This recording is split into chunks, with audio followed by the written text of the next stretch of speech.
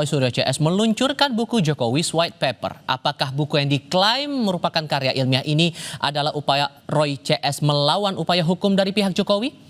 Kami diskusikan bersama dua narasumber kami yang tergabung lewat sambungan dalam jaringan. Sudah bergabung terlapor kasus dugaan pencemaran nama baik Jokowi Roy Suryo dan politisi Partai Solidaritas Indonesia PSI Ade Armando. Selamat sore semuanya dengan Tifal di sini. Apa kabar?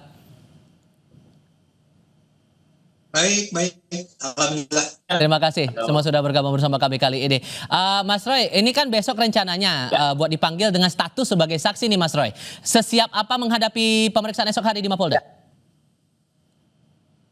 Ya santai aja, dengan santai aja, dan yang menarik saya besok diundang selaku saksi ya dalam kasus ini. Tapi besoknya lagi Kamis saya hadir juga di Polda Metro Jaya, tapi selaku ahli.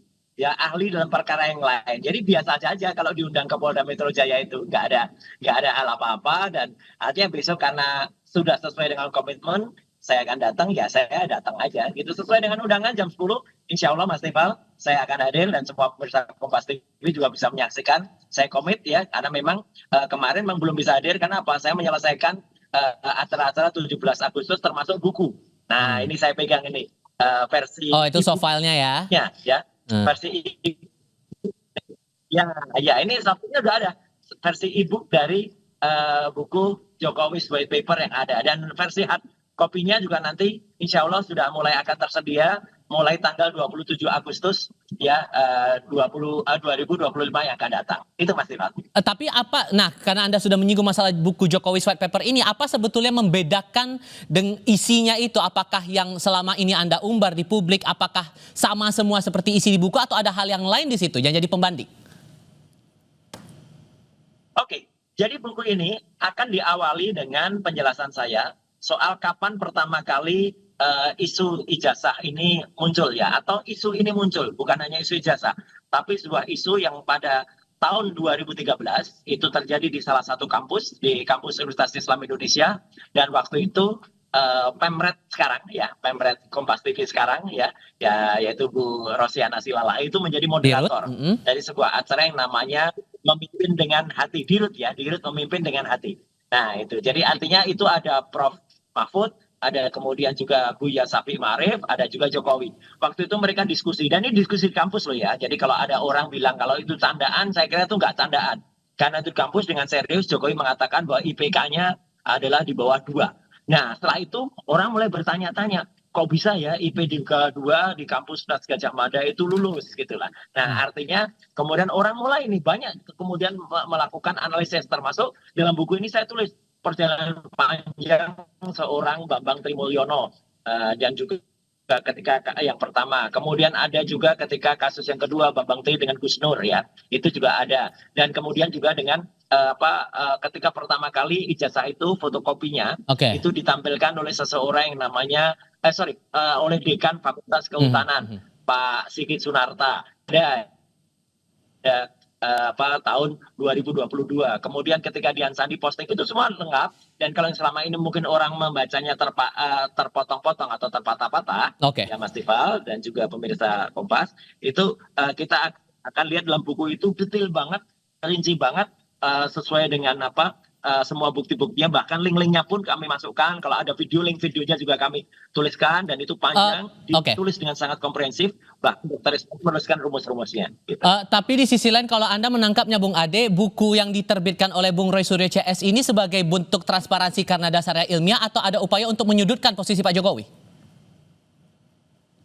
Ya gini, kalau disebut sebagai karya ilmiah ya maka dia seharusnya memang memenuhi syarat-syarat sebagai sebuah karya ilmiah ya. Apa itu? Misalnya kita harus baca, misalnya pertanyaan penelitiannya apa sih? Apa yang berusaha dibuktikan dari sebuah karya ilmiah tersebut? Dan biasanya kalau dalam karya ilmiah untuk tiba pada kesimpulan tertentu, maka si penulis harus bisa menyajikan bukti-bukti yang bisa menunjukkan bahwa ya demikianlah adanya. Misalnya saja, seandainya memang rumusan masalah dari buku ini adalah bahwa Bung Roy Suryo dan kawan-kawan ingin menunjukkan bahwa ijazahnya Pak Jokowi itu palsu, atau bahwa Pak Jokowi itu tidak pernah lulus dari S1 UGM Fakultas Kehutanan tahun 1985. Itu adalah sebuah pertanyaan yang sangat valid, yang lazim, yang boleh dilakukan. Nah, untuk itu kita berharap bahwa di dalam buku tersebut, dari halaman 1 sampai halaman 700, Bung Roy Suryo dan kawan-kawan bisa menunjukkan apa saja yang dijadikan alasan, apa saja yang dijadikan bukti, empirical evidences, bukti-bukti empiris, untuk agar kita tiba pada kesimpulan bahwa karya tersebut adalah sebuah karya atau ijazah Pak Tapi Jokowi, ini malah kebalikannya menurut Anda begitu ya? Bagaimana? Tapi ini malah kebalikannya, menyudutkan Pak Jokowi menurut Anda? Enggak, kalau menyudutkan itu kan sebuah persepsi ya. Pembaca itu akan tiba pada sebuah kesimpulan bahwa ini menyudutkan atau tidak menyudutkan. Itu sebenarnya terserah pembaca, bukan terserah si penulisnya. Penulis itu menyajikan karyanya, kesimpulannya ada di tangan pembaca kan. Nah, saya hanya ingin mengatakan karya ilmiah itu beda dengan laporan jurnalistik misalnya ya. Nah, mengingat Bung Roy ini kan orang komunikasi juga.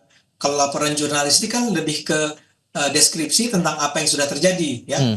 Dilaporkan, di cover, diliput gitu ya, tentang pada tahun sekian terjadi ini, pada tahun sekian terjadi itu, pada tahun sekian terjadi itu, tanpa kemudian memang ada kewajiban bagi sebuah laporan jurnalistik di ujungnya untuk tiba pada sebuah paparan atau analisis mengenai bukti-bukti yang mereka ajukan. Oke, yang kami juga mau konfirmasi, sorry saya potong Bung Ade. Kalian mau konfirmasi juga begini, karena kan PSI sudah mengeluarkan pernyataan juga ya, karena buku ini di soft launching saat itu di Kompleks UGM awalnya, tapi kemudian ada dari pihak penyelenggara acara, kemudian membatalkan event yang dibuat oleh Bung Roy Suryo CS, dan PSI mendukung sikap UGM itu karena dianggap penyelenggara acara dinilai tidak transparan sejak awal, tuduhannya begitu. Apa sebetulnya yang Anda tangkap atau Anda ketahui soal ketidakterbukaan pihak Roy Suryo CS terhadap UGM ini? Saya tidak tahu persis karena saya tidak mengikuti langsung apa yang terjadi saat itu di UGM ya. Apa alasan UGM sampai kemudian meminta agar itu dipindahkan tempatnya ya. Tapi barangkali ya, lagi-lagi saya minta maaf kalau saya salah. Ini ada kaitannya dengan misalnya anggapan atau barangkali. Misalnya begini, saya itu tidak pernah baca karya ini ya, Jokowi's white paper ini kan yang 700 halaman. Nah, pertanyaan saya adalah apakah pihak UGM sudah membacanya atau belum? Bisa saja kan kalau ketika mereka sudah membacanya dan mereka menganggap kalau ini tidak bisa memenuhi syarat-syarat sebuah laporan ilmiah, itu tidak pantas dilakukan. Bung Roy. Saya ingin katakan adalah terserah sebetulnya pada UGM-nya. Nah, PSI itu tidak merasa bahwa perlu untuk misalnya menyudutkan Bung Roy Suryonya, tapi menganggap bahwa apa yang diputuskan UGM itu adalah sesuatu yang adalah hak mereka untuk melakukan itu kan terjadi di wilayah mereka ya. Nah, Bung Roy, UGM punya kewenangan atas apapun yang terjadi di wilayah mereka. Asas keterbukaan ini yang diragukan, gimana menjawab itu? Saya kira PSI nggak usah ikut-ikut ya gitu, karena meskipun simbol partainya ganti gajah, tapi gajah itu nggak ada hubungannya. Saya nggak ngerti kenapa Bung Roy harus mengatakan kami tidak perlu ikut-ikut. Kami adalah sebuah partai ini antara internal memang mendukung Pak Jokowi. Ini antara internal dari kami. Kami bertiga itu ya, saya, Dr. Rismon, Dr. Tifa itu asli lulusan UGM. S1 kami, S2 kami UGM. Lalu kenapa? Kalau Anda asli lulusan UGM? Asli lulusan UGM, ini orang PSI itu lulusan UGM atau enggak? Ya, nggak ada urusannya. Nggak ada urusannya. Kalau kalian adalah lulusan UGM, lalu kenapa? Ya nggak ada kepentingan kok ngomong nih, ember aja, ngawur aja bikin ngomong. Ini urusan internal UGM. Urusan internal UGM ya. Anda juga sebenarnya nggak berat lagi ngomong, masih TSK kok ngomong gitu loh. Jadi artinya kan komisaris mulai mengada-ada. Kembali ke pertanyaan saya Mas Roy. Ini ya ada keraguan lagi dengan buku yang Anda buat dan teman-teman itu, gimana ngejawab itu? Dan kemudian harusnya masih TSK lagi. Ini kayak persis kayak Roy. Bung Roy, kembali ke pertanyaan saya. Itu menjawab keraguan itu gimana caranya? Kembali ke persoalan. Jadi artinya ini urusan internal UGM. Urusan kami dan izin untuk penyelenggaraan acara itu sudah keluar. Kemudian DP sudah diterima oleh pihak UC, University Club. Ya, tiba-tiba ada intervensi orang-orang yang nggak jelas ya, pakai tangan-tangan setan ya. Jadi ada petugas kepolisian kemudian melakukan intervensi dan tiba-tiba diberitahukan dibatalkan dengan menggunakan WA. Ini nggak anu juga, sama sekali tidak sopan dan UGM akan berhak ada nanti pihak yang menggugat UGM. melakukan itu. Ya. Oke, dan Ini makanya kami wilayah juga UGM. mengadakan acara di Siapa kafe yang Anda? kafe itu kafe umum yang biasa dan nggak ada soal, dan nyatanya acara itu diselenggarakan dengan baik dan seluruh Indonesia sekarang, seluruh dunia juga bahkan sekarang mulai melihat nih beritanya menyebar. Sebuah acara di kampus yang tiba-tiba kami membayar tempat itu, kami membayar sewanya, dan kami pesan makan minum, tiba-tiba dimatikan listriknya, tiba-tiba dimatikan AC-nya. Ini kan Itu jelek hak banget UGM. secara demokratis. Iya, secara Itu hak demokratis UGM. banget Bang Ade. Enggak ada juga demokratis. Iya, Oke. itu Adalah UGM hak kan. UGM untuk menentukan apa yang boleh dan tidak boleh Ini kasar kampungan ya. Apa yang dilakukan UGM dan akan ada gugatan nanti. Ya, Kalau dari kemudian pihak kami. ada yang Jadi protes artinya, dengan isi buku ini, Mas Roy, dan kemudian ada mungkin saja kemudian ada Pak Jokowi merasa tidak suka atau ada keberatan dengan isi buku itu dan kemudian Anda dituduh melakukan fitnah, Anda siap nggak menghadapi itu? Oh iya, kalau keberatan dengan isi buku, ini negara demokratis, Mas Tifal. Silahkan tulis buku juga, gitu loh. Di mana-mana orang keberatan dengan tulis buku. Keberatan dengan seminar, bikin seminar lagi, gitu loh. Ya kan keberatan terus ngomong-ngomong nggak jelas, gitu loh.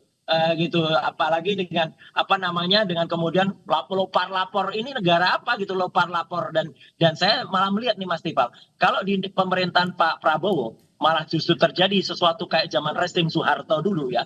Orang bikin buku, bahkan orang baca buku itu kemudian dikriminalisasi. Nah ini buruk banget ya gitu yang terjadi. Jadi kita lihatlah persepsi masyarakat juga ini tagar di semua sosial media bahwa namanya ada launching soft copy soft launching, kemudian tiba-tiba lampu dimatikan. Sisi lainnya, oke. Saya sebagai lulusan asli UGM menyesal sekali gitu loh sikap UGM kayak gini. Tapi ya biarlah masyarakat yang menilai. Kita kembali ke kasus hukum atau proses hukum yang berjalan di Mapolda, Bung Ade. Kalau Anda cermati, ini kan status hukumnya sudah naik ke penyidikan.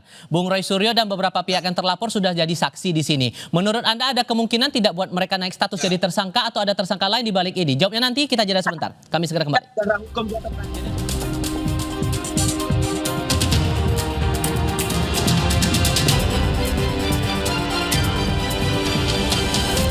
Sudah naik dari penyelidikan ke penyidikan. Kemudian yang terlapor ini sudah statusnya sebagai saksi. Seberapa yakin Anda melihat bahwa para terlapor ini akan naik status hukumnya di Polda Metro Jaya? Tentu saja sebetulnya ini adalah hak polisi ya untuk menentukan apakah ini berhak naik statusnya atau tidak. Tapi kan kita hanya membacanya dari apa yang berlalu lalang di media ya. Kalau yang berlalu lalang di media massa, nanti dulu Mas Roy, Bung Ade silakan. Ya, gini, terasa sekali bahwa apa yang dituduhkan oleh Bung Roy Suryo dan kawan-kawan itu memang tidak berdasar ya. Tuduhan mereka bahwa ini adalah sebuah ijazah palsu itu sangat lemah bukti-buktinya ya. Buat saya yang penting adalah bukti-buktinya. Nah kalau memang sudah lemah bukti-buktinya dan bahkan ketika Bung Roy diminta untuk tarik aja deh pernyataannya, minta maaf, tapi beliau menganggap bahwa itu tidak akan mereka lakukan karena mereka merasa sangat yakin bahwa ini adalah sebuah ijazah palsu, maka itu adalah hak mereka. Nah sekarang tinggal polisi kalau mereka memang menemukan bukti-bukti yang menunjukkan bahwa pernyataan yang berisi tuduhan bahwa ini ijazah palsu itu adalah sesuatu yang benar adanya, bahwa memang pernah dinyatakan oleh Bung Roy atau oleh Bung Risman atau Dr. Tifa, maka wajar sekali kalau itu dinaikkan ya menjadi para tersangka di pengadilan ya. Tinggal di pengadilan itulah kemudian dibuktikan bahwa benarkah sebetulnya tidak pernah ada yang namanya ijazahnya Pak Jokowi. Kita hormati saja proses hukumnya. Bung Roy, ini posisinya terancam nih sedikit banyak ya? Ya nggak apa-apa, itu pengalaman pribadinya Bang Ade kan, pernah TSK kasus penodaan agama, terus kemudian memang pernah SP3 tapi kemudian dipraper jalan lagi TSK. Nggak apa-apa ya gitu. Ngomong apa ya ini? Itu dengan teman-teman. Anda tuh ngomong apa ya? Kasus apa ini? Ya, jangan membohongi rakyat. 2015 Anda sudah TSK ya. Kasus kemudian apa? Tiba-tiba kasusnya diberhentikan. Kasus apa? Kasus pencemaran, penodaan agama. Apa? Penodaan agama jelas betul. Nanti malam saya ungkap. Kasus apa? Ya, gitu. Oke, coba balik ke pertanyaan saya tadi. Bung Roy, Bung Roy, fokus ke pertanyaan saya tadi, ayo. Kalau UGM itu memang berani dan tegar. Kemarin itu santai aja gitu. Kalau mereka memang benar bahwa ijazah Jokowi itu benar, ya mereka nggak usah ngeributin ada orang meluncurkan karya ilmiah tentang buku, ya, dan buku itu sangat ilmiah, 700 halaman, dan kemudian kami tulis dengan kaidah-kaidah, ada jurnalistik, ada edukatif, dan juga ada juga kajian Dr. Tifai tentang behavioral neuroscience, ya itu clear banget gitu. Jadi artinya boleh kita lihat ya nanti pada saat perjalanannya itu di penyidikan, kalau penyidik itu jujur, kalau penyidik itu dia memang benar-benar menggunakan hati nurani, ya itu akan terbongkar dan seluruh rakyat Indonesia akan melihat ya bagaimana mulai dari kasus yang sangat memalukan kemarin, ya penyabotan, ya atau pembegalan diskusi di UGM, ya sampai dengan besok akan terbongkar semua, dan UGM pun juga akan melihat, ya. Dan kemarin banyak banget dosen yang datang di acara diskusi itu, di acara launching itu, mahasiswa juga banyak, dan mereka mostly sepakat ya dengan apa yang ada. Dan ada satu ahli yang kemudian kemarin dihadirkan oleh pihak lawan, diam aja, dia nggak bisa ngomong apa-apa, malah yang loyal pergi aja dia. Bung Ade, menurut Anda bukti apa yang tidak terbantahkan dari kasus ini menurut Anda? Ya, saya nggak tahu, mereka ini sangat ngotot bahwa ijazah itu palsu. Tapi mereka sendiri juga mengaku tidak pernah melihat ijazah tersebut. Dan itu mau dibuktikan. Ya, nggak akan ada orang yang berpendidikan akan tahu, Mas Tifal. Ijazah yang benar itu akan keluar. Tahan dulu, Mas Roy. Saya kasih kesempatan Bung Ade dulu. Bung Ade, silakan, Bung. Ya. Karena begini ya, Anda kan Bung Roy dan kawan-kawan berulang kali bilang, apa salahnya sih Pak Jokowi itu menunjukkan ijazahnya? Artinya beliau, Bung Roy dan kawan-kawan tidak melihat ijazahnya. Makanya mereka menuntut Pak Jokowi untuk menunjukkan ijazahnya. Nah, buat saya ini logikanya kan terbalik-balik. Kan nggak logis ya, sendiri tidak pernah lihat ijazahnya, makanya mereka menuntut Pak Jokowi mengungkapkan ijazahnya. Pak Jokowi sudah bilang, Bung Roy, ini dibawa ke pengadilan nih, nanti nih, pas mengadili Anda, harus diperlihatkan ijazahnya. Jadi tunjukkan nanti ijazahnya, tapi nanti, tidak sekarang di hadapan Bung Roy dan kawan-kawan. Oke, Bung Roy. Iya, gini. Jadi orang yang pernah kuliah, apalagi Bang Ade ini kan pernah dosen. Saya dulu pernah ngajar bareng sama dia, ya gitu. Jadi artinya kita tahu lah, seseorang yang mau lulus itu kalau mau terbit ijazah itu pasti timbul karya terakhir, karya ujiannya. Kalau itu S1 yaitu adalah skripsi. Kalau itu S2 yaitu disertasi. Tesis. Kalau S3 yaitu disertasi. Nah, nggak ada yang namanya skripsinya Jokowi itu lembar pengesahan ujiannya. Nggak ada. Saya udah pegang skripsinya. Skripsi asli. Ijazahnya, Bung Roy. Ijazah. Nggak ada lembar pengujiannya. Loh iya, skripsi yang tidak ada lembar pengujiannya, dan Prof. Sofyan Effendi juga mengatakan, dan banyak dosen lain mengatakan skripsi itu nggak pernah diuji, ya berarti nggak lulus. Orang yang nggak lulus skripsinya, nggak lulus pendidikannya, nggak dapat ijazah lah. Apa yang mengganjal nih, Bung Ade? Bung Ade, silakan. Ya, buat saya tuh, saya ngerti itu semua tentu saja. Apakah dia KKN, apakah dia lulus kuliah, IPK-nya berapa. Buat saya itu nggak penting, tapi kan tuduhan dari Bung Roy dan kawan-kawan adalah ijazahnya palsu. Ya. Nah sekarang yang harus ditunjukkan oleh Bung Roy dan kawan-kawan adalah bahwa Pak Jokowi tidak pernah punya ijazah. Dan ijazahnya palsu. Kasus pidana itu yang mempunyai kekuatan pembuktian itu jaksa, ya. Jangan salah, kasus pidana itu yang memiliki kasus Anda ini, kenapa Anda capek-capek sampai skripsinya seperti apa, IPK-nya KKN segala macam? Karena yang terpenting adalah ijazahnya itu asli atau tidak. Itu yang mau dibuktikan. Ijazahnya palsu, udah pasti ijazahnya palsu kalau skripsinya palsu. Anda bisa menunjukkan bahwa ijazah itu palsu dari mana? Mungkin ada ijazah. Oke. Tapi persoalannya gini, sorry, saya potong dulu. Saya salah dulu, ya. Bung Ade, karena begini persoalannya. Dalam pemeriksaan kasus ini juga dipanggil Abraham Samad gara-gara podcastnya membahas soal ijazah Jokowi. Kemudian hari ini ada pemeriksaan juga YouTuber, ada pemeriksaan wartawan. Menurut Anda ini bentuk keseriusan polisi atau jangan-jangan ini bagian dari pembungkaman orang berpendapat, berekspresi? Karena ada pandangan begitu juga. Oh iya. Bisa aja orang punya pandangan apapun mengenai polisi, ya terserah orang masing-masing ya. Yang terpenting adalah yang saya ingin tunggu nih ya, misalnya dalam kasus Abraham Samad. Abraham Samad tuh pernah bilang apa sih mengenai Pak Jokowi sehingga dia sekarang menjadi salah satu pihak yang mungkin menjadi terlapor dalam hal ijazah Pak Jokowi. Ya, kalau dia sekedar jadi pemandu podcast, Lanjut Bung Ade, silakan. Bung Abraham, misalnya gini, kalau Bung Abraham Samad itu sekedar jadi pemandu podcast, kemudian dia bertanya pada Bung Roy Suryo, dan Bung Roy Suryo yang bilang bahwa itu ijazahnya palsu gitu ya, maka Abraham Samadnya nggak bisa disalahkan dong. Makanya saya pengen tunggu nih dalam pemeriksaan ini apa yang sebetulnya dijadikan alasan bagi polisi untuk memanggil Abraham Samad atau memanggil siapa orang-orang lain tuh ya, ada Egy Sujana dan macam-macam ya.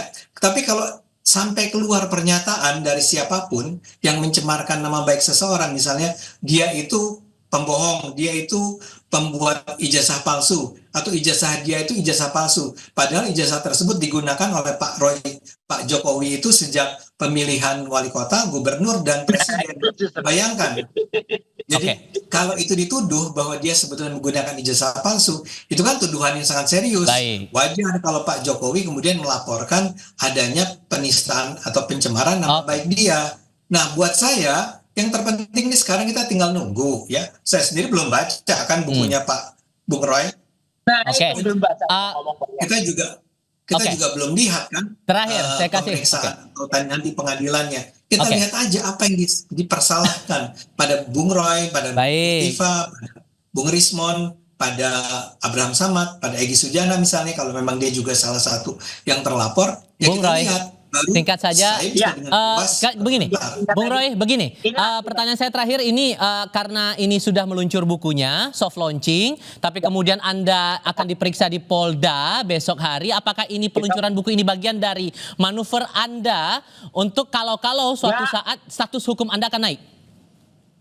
Nggak ada hubungannya, nggak ada mau periksa besok sebagai saksi atau lusa saya sebagai ahli di kasus yang lain ya, di Polda juga ya, nggak ada hubungannya dengan buku ini ya. Buku ini murni ilmiah, kapanpun bisa kita terbitkan, kapanpun bisa kita lakukan ya, nggak ada hubungannya dengan Jokowi gitu loh, dengan pembahasan dengan kasusnya Jokowi. Kalau buku ini memang kita harus membongkar ya segala kepalsuan yang ada pada orang yang pernah tiba-tiba menggunakan ijazah yang tidak jelas nggak ada skripsinya itu palsu. Kok tiba-tiba ijazah. Yang kedua adalah soal Abraham Samad, saya komentar sedikit Bang Ade. Pemeriksaan Abraham Samad itu juga salah ya. Abraham Samad itu diperiksa untuk peristiwa di Lokus dan Tempus itu tanggal 22 Januari. Baik. Itu Abraham Samad belum ngapa-ngapa tanggal 22. Jadi Polda ini juga nggak profesional. Besok akan saya jawab semua itu pada saat pemeriksaan. Bung Roy, Bung Ade, terima kasih banyak sudah berdiskusi bersama kami kali ini. Sehat selalu semuanya.